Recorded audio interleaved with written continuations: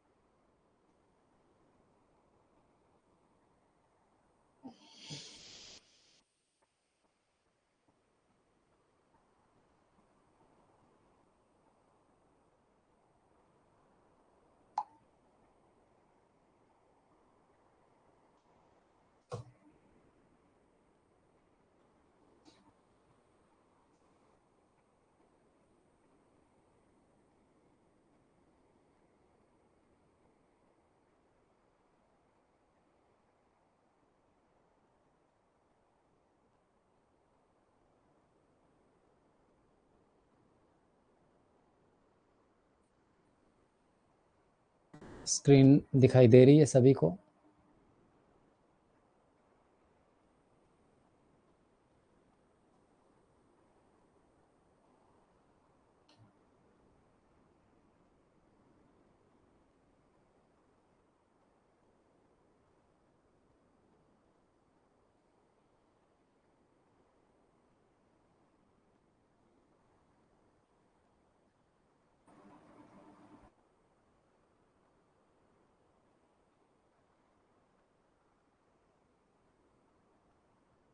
Okay sir, start करते हैं।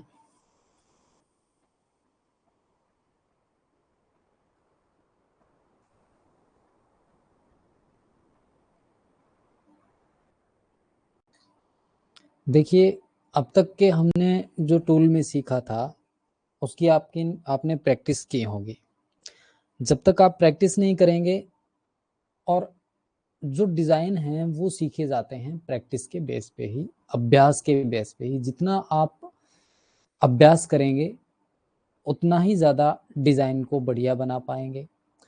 ज़्यादा टूल्स सीखने से ये नहीं है कि हमने सभी टूल्स को पढ़ लिया है, हम जानते हैं कि नॉर्मल पेन टूल को कैसे यूज़ करना है। ये सब नॉर्मल बातें हैं, यानी टूल्स सीखने से डिज़ाइन क्रिएशन जो है वो नहीं आती। हमें इसके लिए क्लास के साथ साथ प्रैक्टिस पे भी ध्यान देना होगा। प्रैक्टिस के लिए हम कुछ डिज़ाइन यहाँ लेके आए हैं जिन्हें आज हम क्रिएट करना सीखेंगे, जिनमें हम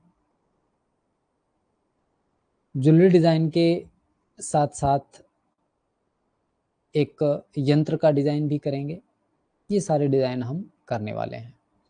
तो सबसे पहले छोटे डिज़ाइन से हम अगर शुरू करें या स्टार्ट करें तो कैसे करेंगे? देखिए, किसी भी डिज़ाइन को अगर हम ग्राफिक की दृष्टि से देखें, एक ग्राफिकल डिज़ाइन की तरह देखें, तो सब जगह सभी रूल्स काम नहीं करते हैं। अगर आपको टूल्स के बारे में बताया हुआ होता है, लेकिन अगर धरातल की बात करें, हम नॉर्मल डिज़ाइन की बात करें, तो डिज़ाइन को ऐसे क्रिएट करना होता है कि वो उसका जो आउटपुट है वो अच्छा लगे, वो बढ़िया रहे। इनमें ध्यान देने वाली ये बात है कि हमारे पास एक्सपेंसिव जो मेटल होता है उसकी अगर वेस्टेज जाती है तो दिक्कत आती है। तो इसके लिए एक्सपीरियंस होना ज़रूरी है इस चीज़ का, कि हम जो भी डिज़ाइन क्रिएट कर रहे हैं, बना रहे हैं, वो बढ़िया बने, बोल्ड हो, टूटे नहीं। एनग्रेविंग की अगर बात करें तो उसमें भी लाइन टू लाइन मैच होना चाहिए। तो सिंपल डिज़ाइन को हम क्रिएट कर रहे हैं, इसमें जो भी अब तक आपको टूल के साथ साथ ऑब्जेक्ट क्रिएशन से डिज़ाइन को बनाना बताया था कि एक ऑब्जेक्ट से दूसरे ऑब्जेक्ट के हिसाब से कैसे बनाएंगे, तो डिज़ाइन को समझना है पहले। मान लीजिए ये शॉर्ट, हम एक मोरनी का डिज़ाइन ले रहे हैं। इस डिज़ाइन में अगर देखें तो अगर डिज़ाइन पे फोकस करें तो हमें ये धुंधला दिखाई देता है। यानी अगर हम देखें तो इसके ऊपर छिलाई का पूरा वर्क होके ये कंप्लीट डिज़ाइन है। हमें अपने कुछ माइंड से इसको ड्रॉ करना होता है, बनाना होता है, जो अच्छे तरीके से अटैच हो और अच्छे से वेल्ड हो और बोल्ड भी हो। तो इसमें हम समझ सकते हैं कि ऊपर की तरफ ये जो लाइन आ रही है, आप माउस को देख सकते हैं, माउस के पॉइंटर को ध्यान में रखिए। ये जो लाइन आ रही है हम इसको ड्रॉ करते हैं। यहाँ आप देखेंगे तो ये राउंड सर्कल लगे हुए हैं इस तरीके के, पूरे के पूरे राउंड है। लेकिन इस डिज़ाइन में अगर हम सीधा देखें फोटो के अंदर तो वो क्लियर हमें दिखाई नहीं देते हैं, इसलिए हम उनको किसी भी शेप में बना सकते हैं। लेकिन अगर हम एकदम क्लियर डिज़ाइन को देखें तो उसको देखकर उसी तरह हूबहू बनाना सीखेंगे। अगर पेन टूल की बात करें तो पेन टूल से अगर हमें ड्रॉ करना है तो हमें इस तरीके से ड्रॉ करना है कि इसमें जो शेप है, जो जहाँ तक शेप ऐड हो सकती है, बन सकती है, उसको वहीं तक क्रिएट करेंगे। जैसे कि हम इस मोरनी की चोंच से स्टार्ट करते हैं, तो अगर इस चोंच को यहीं से ही बनाना स्टार्ट करते हैं इस तरीके से, और यहाँ से हम अल्ट को प्रेस करते हुए इसके ऊपर क्लिक करें और दूसरी जो नॉड है उसकी मदद से ऊपर की तरफ ऐसे करके छोड़ दें। ये नॉर्मल हो गया। यहाँ पे हमने एक सीधा इस शेप को बनाने की कोशिश की है। लेकिन अब आप अगर यहाँ राउंड सर्कल लेते हैं तो ये इसके हेड को बना सकते हैं इस तरीके से। ऊपर की शेप में भी आप देख पा रहे हैं कि ऊपर जो होता है ये अभी हमें क्लियर दिखाई नहीं दे रहा है, लेकिन हम कुछ अपने माइंड से इसको ड्रॉ कर सकते हैं इस तरीके से। ये वाले टूल को आप इसमें सबसे पहले कलर फिल करके देख सकते हैं। जैसे ही आप कलर फिल करेंगे आपको जो एक्स्ट्रा पार्ट है, जो इस शेप के अलावा जो आपको नज़र आ रहा है, उसके हिसाब से कि ये जो हेड है ये बहुत छोटा बना हुआ है और ये जो शेप है यहाँ तक आएगी इस तरीके से। हम अभी भी इसको एडजस्ट कर सकते हैं। अभी तक हमने इन सभी शेप के अंदर सिर्फ और सिर्फ कलर फिल किया है, फिल के हिसाब से लेके चल रहे हैं। नॉर्मल हमने इस तरीके से शेप बनाई है। अगर हम कलर फिल को हटा दें तो हमें क्या लगेगा, इसमें सिर्फ और सिर्फ आउटलाइन दिखेगी। और हम अगर इन्हें वेल्ड करेंगे तो आपस में वेल्ड कर सकते हैं, लेकिन ये लास्ट का आउटपुट रहता है, इसलिए इससे हम सिर्फ और सिर्फ यहाँ तक ही ड्रॉ करके छोड़ेंगे कि हम इसको वेल्ड नहीं करेंगे। ये हमने स्टार्टिंग पॉइंट से ऐसे ड्रॉ किया था। अब हमें पता है कि जब हमने ये वाला पॉइंट स्टार्ट करके बनाया था तो हमने इसको यहीं पे छोड़ दिया था। तो इन चीज़ों का हमें ध्यान रखना है कि अगर हम ड्राइंग की मदद से इस तरीके से पूरा ड्रॉ करते हैं तो हमें पता है कि एक दूसरा पार्ट आपस में मर्ज होने पर या वेल्ड होने पर वो जुड़ जाएगा।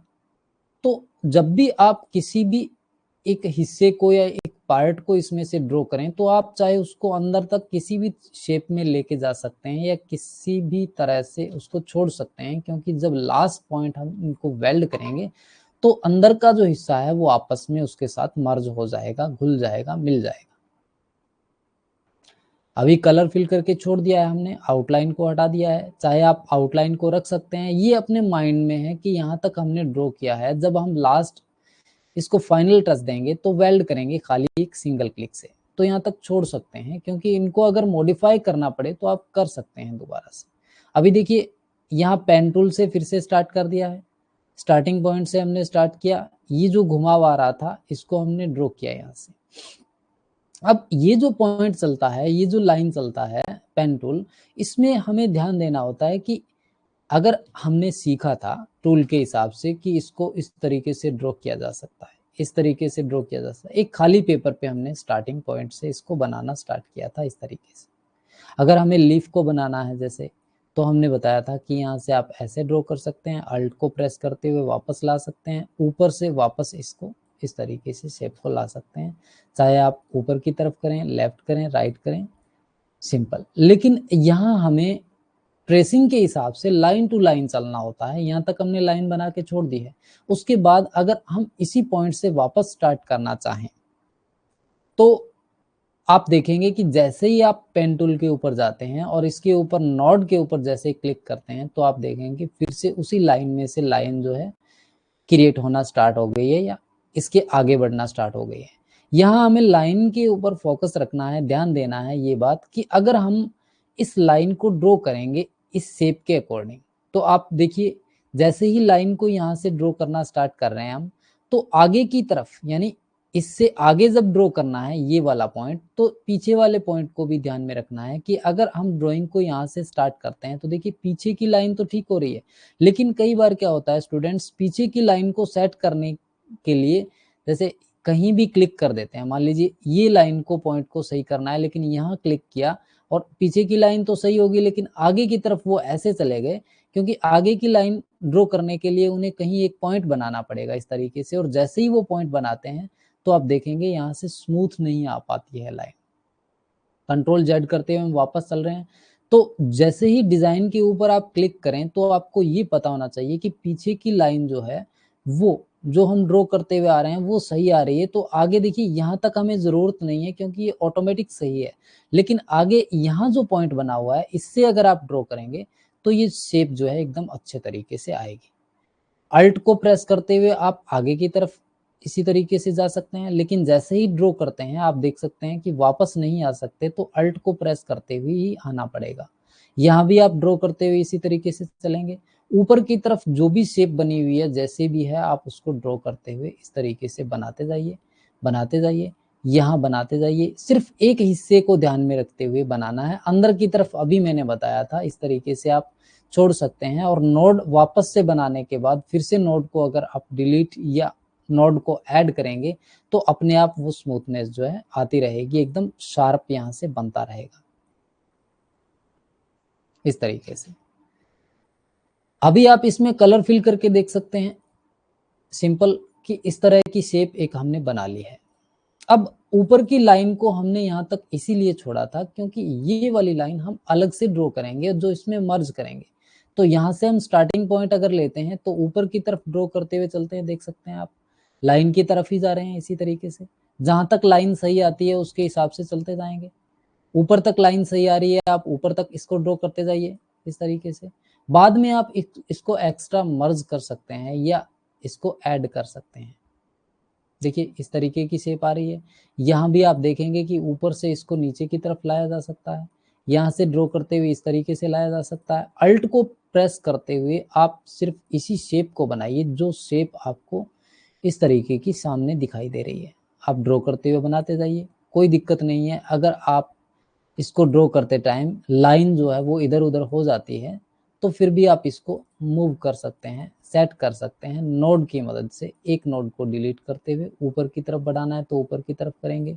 जहां भी नोड ऐड करनी है नोड को ऐड किया जा सकता है, नोड को डिलीट करना है नोड को डिलीट किया जा सकता है, लेकिन बीच में नोड को ऐड करते हुए आप डिलीट करेंगे या ऐड करेंगे। जैसे जैसे आपने इसको ड्रॉ किया आप देख पा रहे हैं इस तरीके से नोड को ऐड करके नीचे भी लाया जा सकता है। नोड यहाँ पे ऐड हो गई है, आप यहाँ से इसको डिलीट भी कर सकते हैं, ऊपर की तरफ ड्रॉ कर सकते हैं। यहाँ नोड को ऐड करने के बाद अगर आप इस नोड को डिलीट करते हैं तो ये इसमें शेप आती है इस तरह की।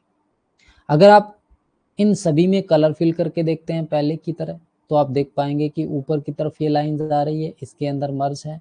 कलर फिल करने पे हमें ये आउटपुट मिला है कि यहाँ तक इस तरह की शेप हो गई है। और जैसे ही आप वेल्ड करेंगे आउटलाइन को देखेंगे तो आप देख सकते हैं कि जहाँ तक हमने इसको लाइन को ड्रॉ करके छोड़ा था वहां तक ये क्रिएट हो गई है, बन गई है। कंट्रोल जेड कर रहे हैं, वापस उसी में जा रहे हैं, आउटलाइन के स्ट्रक्चर को फिर से ला रहे हैं, फिल को हटा रहे हैं। इन चीजों का ध्यान रखना। अब ऊपर की तरफ आप देख सकते हैं एक लाइन है जो इसके अंदर आ रही है। अभी इनके अंदर हमें देखना है कि अगर आप एक राउंड सर्कल को यहाँ इस तरह से एडजस्ट करते हैं, ऊपर के सर्कल को भी आप कर सकते हैं, नहीं तो नीचे की तरफ ला सकते हैं। अगर यहाँ पे किसी तरह का कोई कॉर्नर बना हुआ है एक दूसरे के ऊपर आप इस तरीके से करते जाइए। दूसरा अगर आप सर्कल बनाते हैं तो आपको पता है कि यहाँ जो सर्कल बना हुआ है वो इससे छोटा है। इससे नीचे वाला अगर सर्कल बनाते हैं तो आप देख सकते हैं ये इससे छोटा है। और ये वाला अगर सर्कल बनाते हैं तो इसकी शेप को आप देख सकते हैं, ये इसके अंदर मर्ज है अलग तरीके से। तो यहाँ तक सर्कल तो ठीक है, सभी सर्कल को अच्छे से एडजस्ट करेंगे कि वो अच्छे से वेल्ड हो जाए इसी शेप के अकॉर्डिंग, जैसे इसमें दी हुई है शेप। आप बाहर की तरफ अंदर की तरफ निकाल सकते हैं। जब हमें इस तरह का फोटो मिलता है जो एकदम कंप्लीट हो, तो उसमें हमें ये भी चीज़ों का ध्यान रखना होता है कि इनमें खलवट करनी होती है, इनके अंदर छिलाई का काम होता है। कहीं न कहीं हमें यहाँ सुराख नज़र आते हैं तो हो सकता है वो छिलाई हो। अगर क्लियर फोटो नहीं है तो हम इसी तरीके से ड्रॉ करेंगे। उसके बाद इसमें से हमने स्टार्टिंग पॉइंट में इसके साथ ऐड करते हुए बनाना है, तो यहाँ से ये वाली लाइन को ड्रॉ किया, ऊपर की तरफ गए। अंदर के पार्ट को आप कहीं भी किसी भी तरीके से छोड़ सकते हैं, वो कोई दिक्कत नहीं है, क्योंकि हमें सिर्फ उसी पार्ट को ध्यान में रखना है जो वेल्ड होने के बाद बाहर के आउटपुट में रहेगा। जैसे ही हम वेल्ड करेंगे तो अंदर की जो चीजें हैं आपस में अपने आप मर्ज हो जाएंगी। यहाँ हमें इस सेगमेंट टूल की आवश्यकता या जरूरत ही नहीं पड़ी कि हम इस तरीके से काटते जाएं, काटते जाएं, काटते जाएं, काटते जाएं, इस तरीके से काटते जाएं। तो यहाँ फिल खत्म हो गई है। यानी अब अगर आप एक दूसरे में किसी ऑब्जेक्ट को वेल्ड करेंगे तो वो वेल्ड नहीं हो पाएगा, क्योंकि यहाँ सभी की सभी जो लाइंस थी वो लाइंस हो गई हैं यहाँ पे इस तरह से क्रिएट। तो लाइंस को आप देखेंगे, ये लाइन अलग है, ये लाइन अलग है, क्योंकि हमने लाइन टू लाइन इसको काटा है। अब हमें वेल्ड नहीं, नोड को वेल्ड करना होगा। लेकिन अगर हम यहाँ सिंगल एक क्लिक से कंट्रोल जेड करते हुए वापस जा रहे हैं, कंट्रोल जेड करते हुए जहां तक हमने क्रिएट किया था ये शेप्स, अगर आप इनमें कलर फिल करके देखें तो हमें इस तरह का एक शेप जो है वो दिखाई देगी। अगर हम इसको एक सिंगल क्लिक में वेल्ड कर दें तो हमें कहीं से भी कुछ काटने की जरूरत नहीं है। अब सिंपल जो बचा हुआ इसमें पार्ट है, इसको अगर देखें तो आप अगर इसको लाइन टूल से ड्रॉ करते हैं इस तरह से, जैसे हमने ड्रॉ किया ये वाली शेप को, तो आप देखेंगे कि ये जो हमने यहाँ शेप बनाई है इसको वेल्ड करके इसके अंदर मर्ज तो किया जा सकता है, लेकिन यहाँ अगर हम बार बार ड्रॉ करेंगे तो इनके अंदर अगर इस तरह की शेप नहीं है कि एक तरफ से पतली है एक तरफ से मोटी है, तो आप ड्रॉ कर सकते हैं, कोई दिक्कत नहीं, प्रत्येक शेप को आप वेल्ड करते जाइए। लेकिन एक सिंगल लाइन की मदद से अगर आप इसे ड्रॉ करते हैं कंट्रोल जेड करते हुए, जैसे ये लाइन इसमें मर्ज हो गई, ये लाइन इसमें मर्ज हो जाएगी, प्रत्येक को सेंटर पॉइंट के हिसाब से, जैसे कि ये हमने सर्कल बनाया है तो इसके सेंटर से निकले ये इस तरह की शेप को क्रिएट करना है। आगे भी आप कॉपी बनाते जाइए, जैसी जैसी शेप है उसके हिसाब से आपने कॉपी बना ली। अब ये हमारे पास थी लाइंस। लाइंस की विड्थ को अगर आप बढ़ाते हैं यहाँ से तो आप बढ़ा सकते हैं जितना विड्थ इसमें चाहिए उसके अकॉर्डिंग, और जितनी लाइन इसमें ऐड करनी है उसके अकॉर्डिंग इसे ऐड कर सकते हैं। आप शेप को चेंज भी कर सकते हैं इस तरीके से। अगर आप प्रत्येक लाइन को देखें तो इनकी विड्थ को आप इंचेस में, एमएम में अपने अकॉर्डिंग इसे बढ़ा सकते हैं। अगर 7 पॉइंट के हिसाब से करते हैं तो यहाँ इंचेस के हिसाब से पैरामीटर आ रहा है।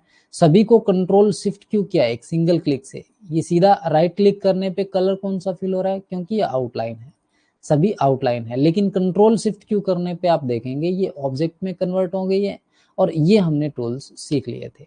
यहाँ से वेल्ड करने के बाद आप इसके आउटपुट को बाहर की तरफ देख सकते हैं इस तरीके से, कि जो हमने शेप बनाई थी वो इस तरह की शेप एक बनी है, जिसमें कोई सा भी आप कलर फिल करके देख सकते हैं।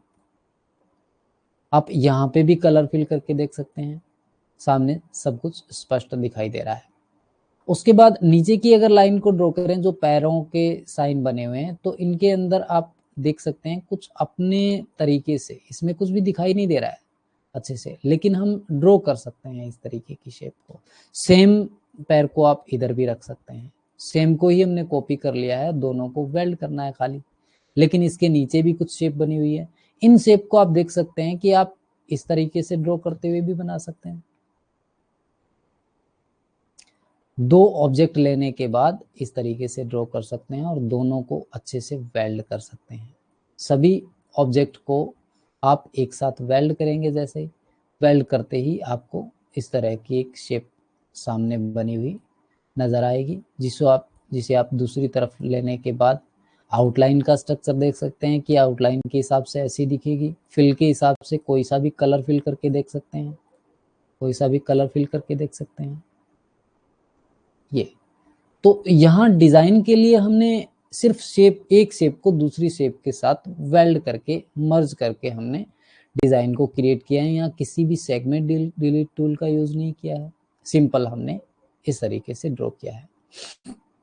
नेक्स्ट अगर हम देखें तो इसमें भी एक कंप्लीट जो डिजाइन कह सकते हैं हमारे पास सामने है। सबसे पहले हमें साइज का ध्यान रखना होता है, यही हमने बताया था कि साइज, पहले वाले में तो हमने साइज का नोट नहीं किया, लेकिन साइज में अगर आप देखें कि इसको कितने mm बनाना है, 20 mm हाइट रखनी है तो आप 20 mm का इस तरीके से शेप ले सकते हैं। हाइट को सिर्फ हाइट को ही ध्यान में रखते हुए करेंगे, साइड के जो पॉइंट्स हैं ये अपने आप इसमें मर्ज जो रेशो के हिसाब से आएंगे उसे उतना ही ड्रॉ कर देंगे। यानी अगर इसकी हाइट की बात करें, अगर 20 mm इसकी हाइट रहेगी तो हमें ऑटोमेटिक इसमें पता लग जाना चाहिए कि हाइट अगर हम 20 mm रखते हैं तो इसकी जो विड्थ है वो लगभग 16-15 इस तरीके से रहेगी। 16 कर सकते हैं, 17 कर सकते हैं ये वाली, यानी 20 के अकॉर्डिंग। ये नहीं है कि इसको 20x20 में इस तरीके से कर दें। ये बॉक्स हमने इसीलिए लगाया था क्योंकि ये जो है ये इसका साइज तो आ रहा है 22 mm और 22 mm, क्योंकि इसमें अनवांटेड एरिया है।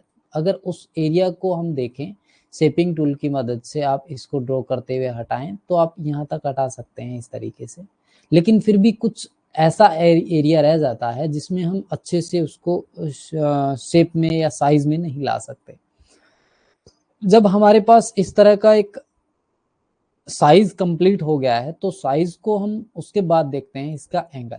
हम एक बीच में पॉइंट लगाते हैं इस तरह की लाइन और एक साइड पॉइंट के हिसाब से देखते हैं, तो आप देखेंगे कि कोई जो पार्ट है इसका भाग है वो ऊपर उठा हुआ है, एकदम सीधा जा रहा है कि नहीं, ये इसके सेंटर के अंदर से निकल रहा है। तो अगर ये ऐसे है तो ठीक है, नहीं तो आप इसको एंगल की मदद से, यानी एक पहला क्लिक करने पे रिसाइज हो रहा है, दूसरा क्लिक करने पे आप इसके एंगल को सेट कर सकते हैं कि ये अच्छे से एक सेंटर के हिसाब से निकल जाए और दूसरा जो है ये सेट हो जाए इस तरीके से। फोटो को सिर्फ हम डिजाइन को बनाने के लिए ध्यान में रख रहे हैं कि फोटो ऐसी है। जब हम डिजाइन को क्रिएट करेंगे तो वो अपने अकॉर्डिंग अपने पैरामीटर के हिसाब से, अपने जो रूल्स के हिसाब से अपने आप चलता रहेगा जैसा हम ड्रॉ करना चाहते हैं।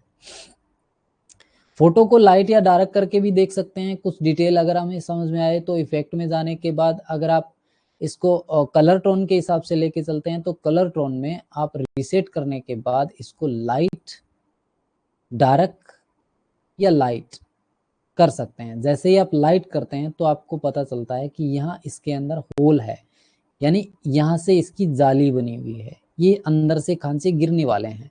बाहर की शेप की बात करें तो इधर वाली शेप में हमें इस तरह का एक घुमाव दिखाई दे रहा है, दूसरी तरफ ये वाला दिखाई दे रहा है, तीसरा ये दे रहा है और चौथा इसके नीचे आ रहा है इस तरीके से। तो इसको शेप टूल या लाइन टूल की मदद से बनाया जा सकता है। अगर आप इसको डार्क करते हैं तो डार्क करने पे हमें जो पार्ट है इसके वो भी दिखाई दे रहे हैं कि यहाँ से इस तरीके से एक राउंड निकला हुआ है, ये भी राउंड निकला हुआ है, ये भी राउंड है। तो ये राउंड सर्कल से भी बनाया जा सकता है, लाइन टूल से भी बनाया जा सकता है, जैसा आप चाहें इसको बना सकते हैं। अगर राउंड सर्कल की बात करें तो राउंड सर्कल से अगर इसको ड्रॉ करेंगे तो दिक्कत ये आएगी कि ऊपर वाला जो सर्कल है ये वाला, ये एकदम राउंड नहीं है, ये थोड़ा सा नीचे की तरफ है। तो अगर हम इसको पेन टूल की मदद से बनाएं तो अभी मैंने बताया था कि अगर आप एक पत्ती को या एक ऑब्जेक्ट को बनाना ड्रॉ करते हैं, यहाँ से स्टार्ट करते हैं, तो ये जरूरी नहीं है कि उसको आप शेप के हिसाब से इसी तरीके से बनाएं कि इसको बनाना है तो आप यहीं से ही स्टार्ट करें। नहीं, वो आरी की तरह अगर काम करना है तो उसके लिए हो सकता है, लेकिन लेजर के लिए अगर हम स्टार्ट करते हैं बनाना तो आप ओपनली इसको जो हैंड्स हैं, जब आप माउस को यूज करते हैं इसमें तो आप इसको ओपनली लेके चलिए। देखिए आपको यहाँ तक ड्रॉ करना है, ये पत्ती बन गई है, तो अब जरूरी नहीं है कि आप अल्ट को ही प्रेस करो, आप यहाँ तक ऐसे ला सकते हैं क्योंकि हमें ये शेप चाहिए और हम इसको करने वाले हैं यहाँ से मिरर। तो मिरर करने के लिए जब हाफ कट लगाएंगे तो इधर की शेप अपने आप कट जाएगी और दूसरी तरफ ये जाएगी तो ये शेप बन जाएगी। तो इसके लिए हमें एक तो इसमें डिजाइन क्या होता है कि जल्दी बनता है, क्योंकि हम अगर नोड्स के ऊपर बार बार इसी तरीके की शेप पे अगर ध्यान देते रहेंगे तो डिज़ाइन में टाइम लगेगा। हमें ये चीज़ का ध्यान रखना है कि अगर ये वाला पॉइंट यहाँ से स्टार्ट करके इस तरफ बनाना है तो आप इसके बीच में कहीं भी क्लिक कर सकते हैं, बस वो शेप उसके अकॉर्डिंग आनी चाहिए जैसी यहाँ से ड्रॉ हो रही है। उसके बाद अल्ट को प्रेस करते हुए आप यहाँ से इसको ड्रॉ कर सकते हैं ये, और यहाँ भी अल्ट को प्रेस करते हुए फिर से ड्रॉ कर सकते हैं। यहाँ जो नीचे की तरफ आप देख रहे हैं इसका एंगल अगर देखें तो यहाँ क्लिक, देखिए इसके आगे क्लिक करने के बाद ऐसे ड्रॉ करने हैं। क्यों? क्योंकि यहाँ से हमें हाफ कट तो दे ही देना है, इसको मर्ज तो कर ही देना है। तो इसके लिए हम क्या करें, ये जो पत्ती है ये भी इसके साथ में लेके चलते हैं। अगर इसको आप साथ में इसी तरीके से लेके चलेंगे ऊपर की तरफ तो इस डिजाइन को आप कंप्लीट कर लेंगे यहाँ तक, यानी एक तरफ की पत्ती को आप इस तरीके से कंप्लीट कर लेंगे। इसको अंदर की तरफ अगर करना है तो आप अंदर की तरफ कर सकते हैं, जैसे जैसे आप ड्रॉ करना चाहें वो कर सकते हैं। अगर इसमें भी उठा हुआ भाग आपको इस तरीके से नजर आ रहा है तो आप इसमें ऐड कर सकते हैं, इसमें ऐड कर सकते हैं इस तरीके से। लेकिन फिलहाल के लिए हम इसे यहीं तक छोड़ देते हैं, इसको आगे की तरफ बढ़ाते हैं। ये इसमें अपने आप मर्ज होगा क्योंकि हम एक्स्ट्रा जो पार्ट है, जो अंदर की शेप है वो भी तो लेके आएंगे इसमें, तो उसका भी हमें ध्यान रखना है कि जो शेप जैसी बनती है एक बार के लिए उसे उसी तरह से ड्रॉ करके वेल्ड करने के बाद आप उसे हाफ कट में मिरर कर देंगे। यहाँ ये बाहर की तरफ ही हमने क्यों किया, आप इस पूरा का पूरा बाहर की शेप को इसीलिए बनाया क्योंकि ये शेप हमें दिखाई दे गई पूरी की पूरी की इस तरीके से बनी हुई है। लेकिन यहाँ हमने बीच का पार्ट इसलिए छोड़ा है कि अगर बीच में कोई भी ऑब्जेक्ट आता है उसको सेंटर अलाइन किया जा सकता है इस वाले ऑब्जेक्ट, यानी बाहर की शेप के अकॉर्डिंग अगर आप किसी भी शेप को लाते हैं तो आपको इधर उधर करने की जरूरत नहीं है, आप सीधा उसको सेंटर अलाइन करेंगे। जैसे कि अगर हम एक लाइन को ड्रॉ करेंगे ऊपर से जो यहाँ से इसमें अटैच हो जाएगी, वेल्ड हो जाएगी, तो इस लाइन को ड्रॉ करने के लिए आप सीधा सेंट्रल लाइन करेंगे और इसके साथ में वेल्ड कर देंगे। डिजाइन में पार्ट बचा है, एक ये हिस्सा है, एक ये पत्ती है। आप इस पत्ती को ड्रॉ करेंगे जैसी है ये उसके हिसाब से आप ड्रॉ कर दीजिए, कोई दिक्कत नहीं है। अगर आगे की तरफ चलना है तो ठीक है, नहीं तो यहाँ से आप अल्ट को प्रेस करते हुए नीचे की तरफ ले गए आइए। सेम जो पत्ती है इसको भी आप ला सकते हैं और इसको मॉडिफाई कर सकते हैं इसकी शेप के अकॉर्डिंग, क्योंकि इसमें चेंज हो सकता है, ये नीचे की पत्ती छोटी हो सकती है। अब आप यहाँ भी देख पा रहे हैं कि यहाँ एक इस तरह की शेप बनी हुई है, ये वाली करने पे भी उसको बनाया जा सकता है, लेकिन शेप वो अलग है। अलग से मतलब ये हो गया कि उसमें इस तरह की एक कश्ती शेप लगी हुई है।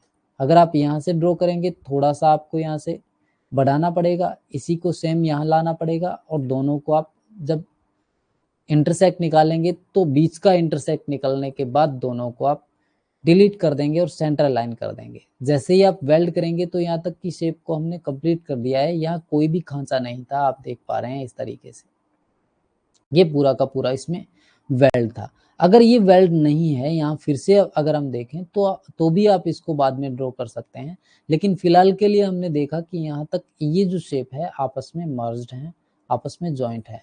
दोनों तरफ इन्हीं को ही निकाला जा सकता है इस तरीके से। जब आप दोनों को वेल्ड करेंगे, चारों को वेल्ड करने के बाद सेंटर लाइन कर सकते हैं और इसके साथ में वेल्ड कर सकते हैं। जैसे ही वेल्ड होगा तो हमारा डिजाइन जो है वो कंप्लीट हो जाएगा इस तरीके से। और आप इसमें कोई सा भी कलर फिल करके देख सकते हैं। अगर आपको लगे, कई बार क्या होता है कि इसमें जो कॉर्नर्स हमने छोड़े हैं ये वाले कॉर्नर्स बहुत शार्प हैं, इनके ऊपर या तो कारीगर को ज़्यादा काम करना पड़ेगा या इन्हें कुछ मोल्ड करना है, तो हल्का सा आप आउटलाइन को बढ़ाइए। जितना आप आउटलाइन को कम से कम बढ़ाएंगे, क्योंकि बीच के खांचे भी तो छोटे होंगे। देखिए अब आप देख पा रहे हैं आउटलाइन जो है वो इस तरह की थी जिसमें हमने राउंड कॉर्नर दिए हुए थे, तो राउंड कॉर्नर के कारण ये जो आउटलाइन है इस तरह का स्ट्रक्चर आ रहा है। कंट्रोल शिफ्ट क्यू करने पे इसको अलग किया जा सकता है और वेल्ड करने पे इसके साथ में जोड़ा जा सकता है दोनों को ही। राइट क्लिक करने पे आप देखेंगे कि अब जो आप इसमें शेप देख रहे हैं यहाँ आपको स्मूथनेस मिल गई है, इसमें इस तरह का कोई शार्पनेस नहीं है जो चुभने वाला हो या कारीगर को ज़्यादा इस पे काम करना हो घिसाई का, या इसमें वेस्टेज भी ज़्यादा जाने वाली होती है। तो इस तरह से हम ड्रॉ करेंगे। यहाँ हमने अब तक दोनों डिज़ाइन में यही चीज़ें सीखी है कि एक शेप से दूसरी शेप को जोड़कर हम डिज़ाइन को समझकर उसे कैसे ड्रॉ करेंगे। उसके बाद आते हैं हम थोड़ा सा इस वाले डिज़ाइन पे, जिसमें हमें कुछ रूल्स का ध्यान रखना है, कुछ टूल्स का ध्यान रखना है कि इस वाली शेप में हम कैसे इसको सही से बनाएं। इसके लिए बहुत से लोगों के जो है मैसेज आए थे कि सर यहाँ हम बनाते हैं तो ये जो शेप है, अगर हम सीधा ड्रॉ करना स्टार्ट करें इसको यहाँ से, तो ये एक शेप हमने बना ली है यहाँ तक।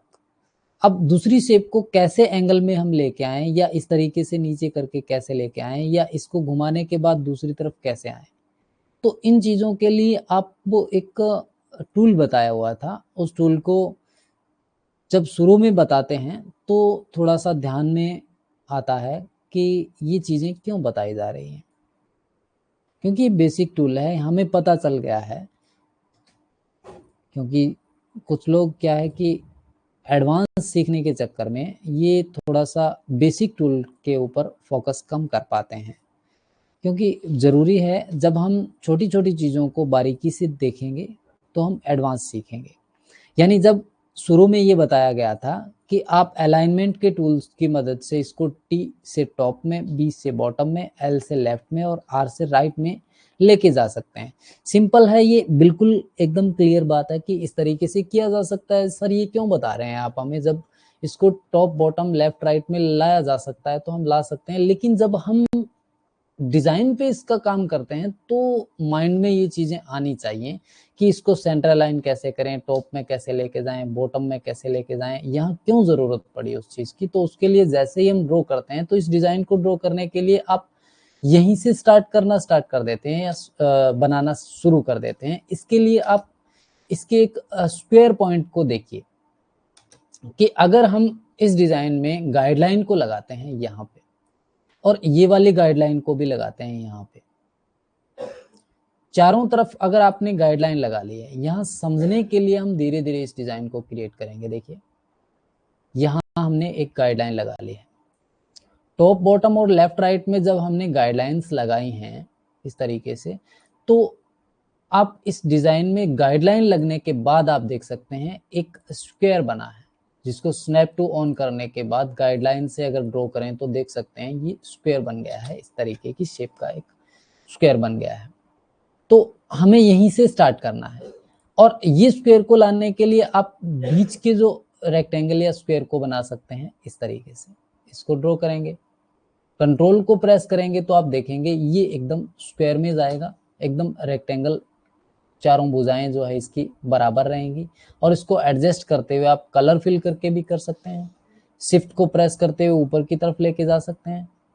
यहाँ से आपको वो अच्छे तरीके से दिखाई देना चाहिए कि इसके ऊपर एकदम हमने अच्छे तरीके से इसे ड्रॉ कर लिया है। आउटलाइन को लेने के बाद आउटलाइन कोई दूसरे कलर की ले लेंगे, थोड़ा सा विड्थ को बढ़ाएंगे तो अच्छा रहेगा, जिससे हमें क्लियर दिखाई देता रहे। ये जो आउटलाइन अभी तक हमने ड्रॉ किया है बॉक्स, इसकी आउटलाइन को जब बढ़ाएंगे तो इसे सेंटर के हिसाब से रखेंगे, अपने आप इसके ऊपर आ गई है। अब ऊपर वाले पॉइंट को और इस वाली लाइन को अगर देखा जाए तो यहाँ आपको एक बॉक्स ड्रॉ करना होगा, या आप आउटलाइन को इस तरफ लेके जाते हैं बाहर की तरफ, तो आप देख सकते हैं इस वाले पॉइंट से हमने ये वाला जो है काउंटर टूल की मदद से इसके बाहर में एक शेप और बना ली है इस तरीके की। दो रेक्टेंगल बनाने के बाद हमारे पास में एक ही माइंड जो काम करने वाला है उसके दिमाग में यही बात आती है कि यहां तक अगर हम इसको छोड़ दें तो हमने ऊपर की और नीचे की इस तरह की जो शेप है वो बना ली है। अब इसी को आगे की तरफ बढ़ाते चलिए और अंदर की तरफ जो शेप आ रही है यहाँ तक भी बना लीजिए।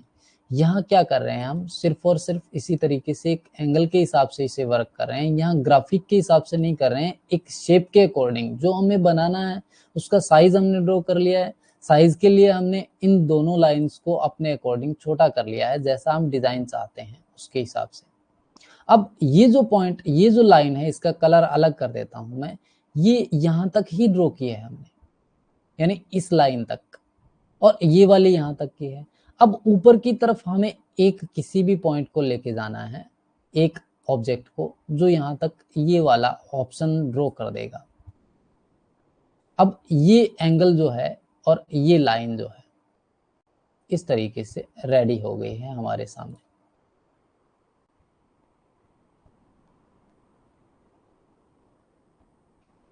आउटलाइन को हटाएंगे, ये वाली शेप यहाँ पे बन के रेडी हो गई है। अगर आप देखते हैं इसको आराम से, तो ये चीज़ें, यानी बीच की अगर आउटलाइन को हम लगा दें और इन सभी आउटलाइन में से सॉरी ऑब्जेक्ट में से कलर को हटा दें, तो हमें यहाँ तक ये शेप मिलेगी जो आप देख पा रहे हैं, इस तरह की। अब हमें करना क्या है कि ऊपर का जो बॉक्स है वो सभी तरह चारों तरफ एक जैसा है, लेकिन इसके साथ में ये लाइंस भी हैं। तो हमें इस बॉक्स को, अभी जो बात बताई थी उसके हिसाब से, कि इस बॉक्स को हमें बॉटम में लेके आना है। क्यों? क्योंकि हमें इसी सेम बॉक्स को यहाँ भी तो रखना है। तो बॉटम में लेके आने के लिए या तो आप इसकी एक नोड को, आउटलाइन को पकड़िए और आउटलाइन के हिसाब से यहाँ आने के बाद राइट क्लिक कर दीजिए, नहीं तो आप प्लस बटन को प्रेस कीजिए, ये कॉपी हो जाएगा। और शिफ्ट को प्रेस करते हुए इसको बी प्रेस करेंगे, जैसे अभी हमने सीखा था टॉप, बॉटम और लेफ्ट राइट।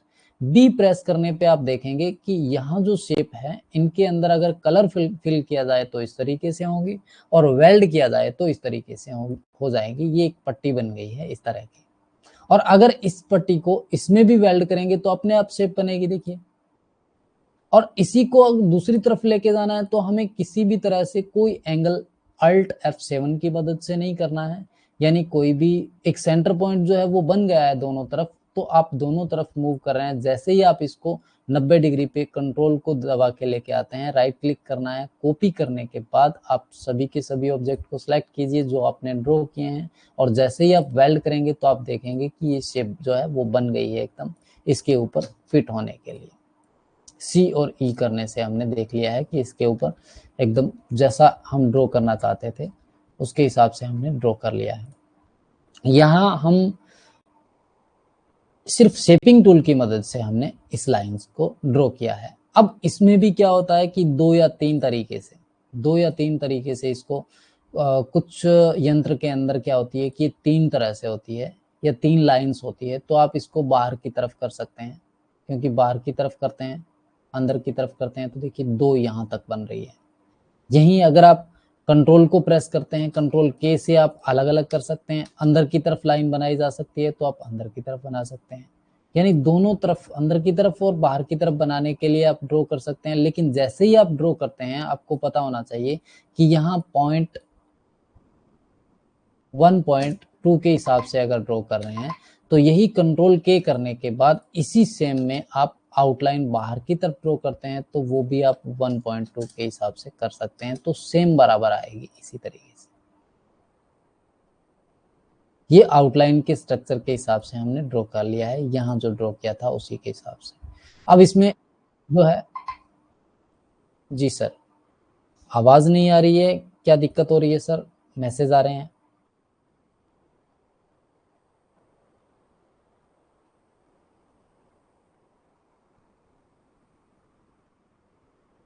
मनोज जी, मुश्ताक जी बताएंगे।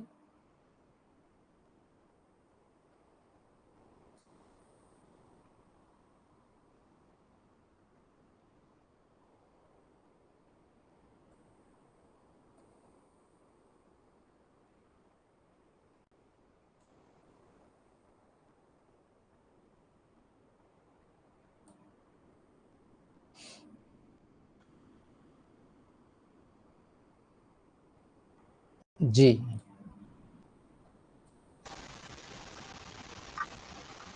हाँ जी बताइए सर। हाँ आवाज आ रही है सर, हमें तो आ रही है आवाज बराबर। ठीक है सर, स्क्रीन भी दिखाई दे रही है सही से? हाँ सर बराबर दिख रहा है सर। समझ में आ रहा है सर जो भी बताया जा रहा है? हाँ सर समझ में आ रहा है। ओके सर, देखिए इसमें हम बाहर की शेप को रेडी कर लिए हैं। जैसे ही आप अंदर की शेप को बनाना है तो इसके लिए आप राउंड सर्कल को ड्रॉ करेंगे, और यहाँ वही टूल सेम रहेगा, सी और ई को प्रेस करेंगे तो ये एकदम अपने आप इसके सेंटर लाइन में चला आएगा, जैसा कि आप देख पा रहे हैं। म्यूट कर दीजिए सर, म्यूट कर दीजिए।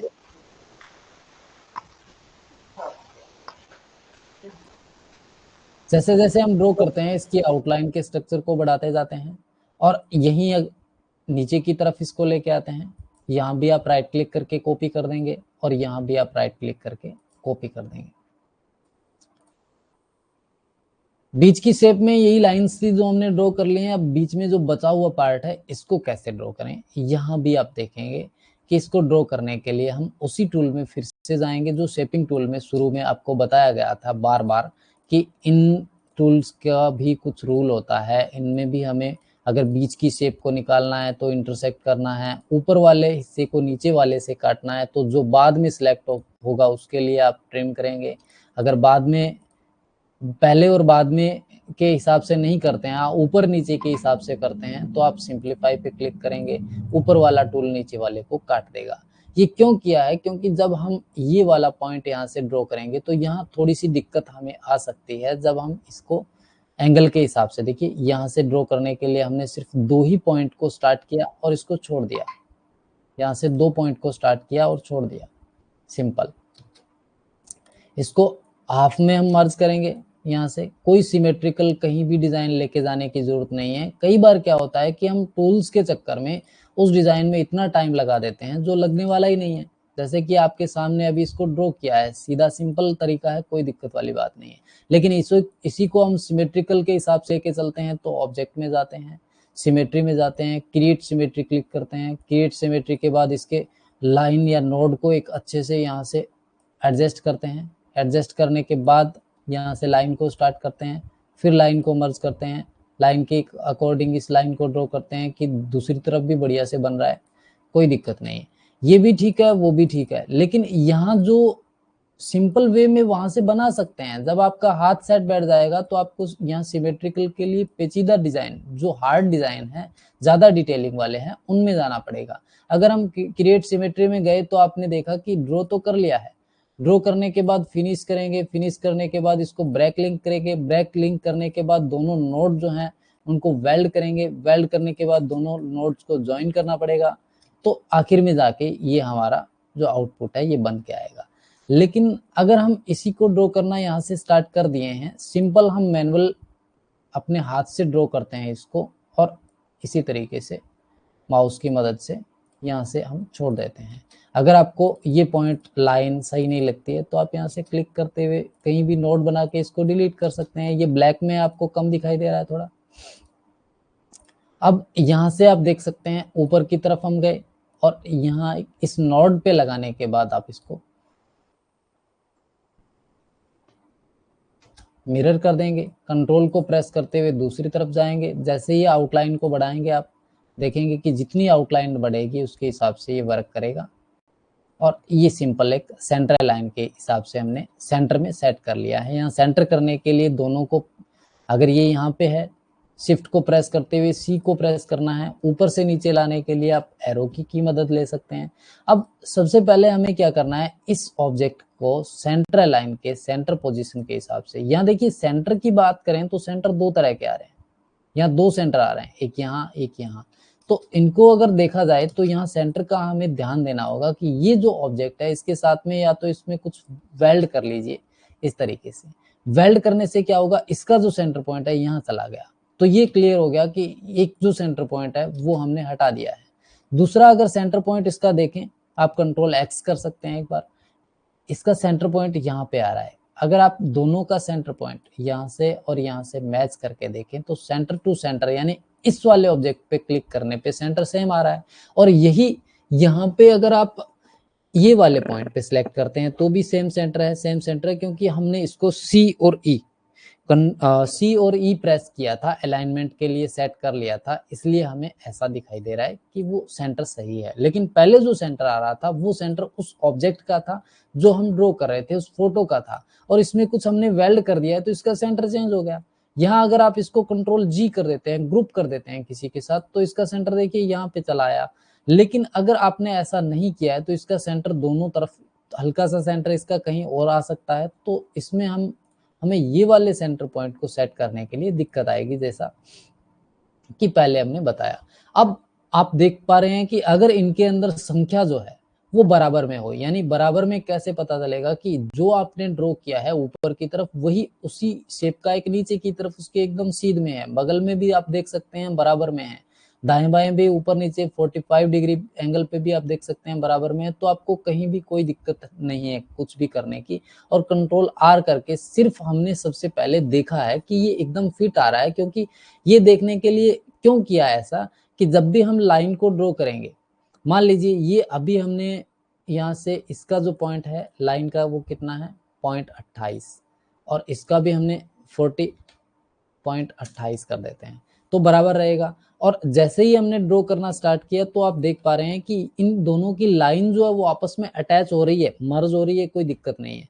लेकिन कई बार इसको ड्रॉ करने पे हमें ऐसा हो सकता है कि यहाँ से कंट्रोल को प्रेस करते हुए आप चले, ये इतनी दूरी दे रहा है, या ये बाहर की तरफ हो सकता है ऐसा। जब हमने ड्रॉ किया इसको तो इस तरह की शेप आ गई, हालांकि इसके नीचे एक फोटो पड़ी है जिससे हम देख रहे हैं बार बार, लेकिन ऐसी स्थिति आ सकती है कि एक दूसरे के ऊपर जाए या यहाँ पे गैप आए। तो इसके लिए हमने सबसे पहले यही काम किया था कि इसको देख लिया अच्छे से कि इसके साथ लाइन टू लाइन मर्ज हो रही है तो आगे वाली भी होगी, क्योंकि कंट्रोल को प्रेस करते हुए बना रहे हैं हम। सिंपल। यहां तक करने के बाद हम वापस इसको क्यों लेके आए हैं, क्योंकि हमें ये नीचे की शेप है ना ये नहीं चाहिए और ये वाली ही चाहिए खाली। तो आप यहाँ सेगमेंट डिलीट का यूज भी कर सकते हैं, और अगर आप चाहें कि ये शेप ही बने रहे इसी तरह की, तो आपको अभी बताया था कि पहले आप उस ऑब्जेक्ट को सिलेक्ट करेंगे जिससे आपको काटना है, दूसरा उस ऑब्जेक्ट को सिलेक्ट करेंगे जिसे आप ट्रिम करना चाहते हैं, काटना चाहते हैं। तो आप जैसे ही दोनों ऑब्जेक्ट को सिलेक्ट करने के बाद ट्रिम के ऊपर क्लिक करेंगे तो आप देखेंगे कि ये जो ऑब्जेक्ट हमने बनाया था इसके अंदर कलर भी फिल हो रहा है। अगर लाइन से आप सेगमेंट डिलीट से काटते तो यहाँ तक सिर्फ लाइन रहती, ये भी ठीक बात है कि यहाँ तक लाइन ही चाहिए थी। अगर आप नोड के हिसाब से इसको ब्रेक करके लाइन को ही रखना चाहते हैं तो लाइन को रख सकते हैं। कंट्रोल जेड करने के बाद आप यहाँ से वर्चुअल सेगमेंट से इस लाइन को और इस लाइन को काट देंगे तो भी हमारा काम चलेगा, क्योंकि यहाँ ये जो राउंड सर्कल है ये बना हुआ है। लेकिन अगर पहले की तरह हम इसको करके देखें, जैसे इस वाली शेप से इस वाली शेप को ट्रिम करें तो भी हमारा काम चल रहा है। इसमें क्या होगा कि हमें ये जो ऑब्जेक्ट है आप देख पा रहे हैं, ये जो राउंड सर्कल है इसको रखने की जरूरत ही नहीं है, क्योंकि अगर आप इसको डिलीट करेंगे और इन सभी ऑब्जेक्ट्स को एक साथ यहीं से सेंटर लाइन के हिसाब से आप कॉपी बनाएंगे तो अपने आप वो राउंड सर्कल बन जाएगा, क्योंकि ये एक दूसरा जो शेप है उनको जुड़ के वो राउंड सर्कल बन गया है, तो हमने वो सर्कल ही निकाल दिया।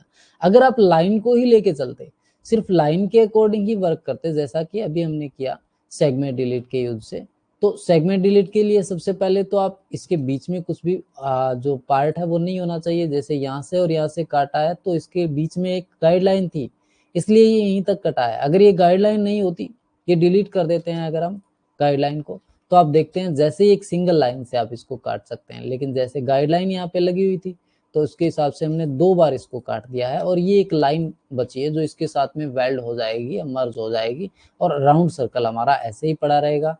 हम फिर से इसको स्टार्ट करेंगे, सेंटर के हिसाब से लेके चलेंगे, कंट्रोल को प्रेस करते हुए आप दोनों तरफ किसी भी तरफ मूव कर सकते हैं 45 डिग्री एंगल के हिसाब से, क्योंकि इसमें आप देख सकते हैं कि बराबर में बने हुए हैं, और कितने बने हुए हैं तो 8 के हिसाब से बने हुए हैं। कंट्रोल आर करेंगे आप इसको ड्रॉ कर सकते हैं यहाँ तक। अब आप इस वाली शेप को बाहर की तरफ निकाल सकते हैं, यहाँ तक ये चाहिए तो ठीक है। अगर आप इस वाली जो बीच की शेप है इसको इन तीनों पॉइंट के हिसाब से सेट करना चाहते हैं तो भी आप कर सकते हैं, छोटा करना चाहते हैं तो रिसाइज कर सकते हैं। यहाँ प्रत्येक जो शेप है वो अलग अलग पड़ी हुई है, इसी तरीके से कंट्रोल के करने पे इसको अलग किया जा सकता है। सभी के सभी ऑब्जेक्ट को एक साथ सिलेक्ट करने पे आप इसकी आउटलाइन को एक साथ बढ़ा या घटा सकते हैं। अगर आप बढ़ाना चाहते हैं तो बढ़ा सकते हैं, कम करना चाहते हैं तो कम कर सकते हैं, 20 करना चाहते हैं तो 20 के हिसाब से चल सकता है। और ज़्यादा इसको इंग्रेव करना है, बढ़िया से बोल्ड दिखे तो आप इसको डार्क कर सकते हैं। अगर आपको लगे कि इसके अंदर देख सकते हैं कि ये लाइन इसके अंदर अटैच करनी है तो आपको सिर्फ सर्कल को छोटा करना है, अगर दूर करनी है तो आप इसको बड़ा करना है, सिंपल रहेगा।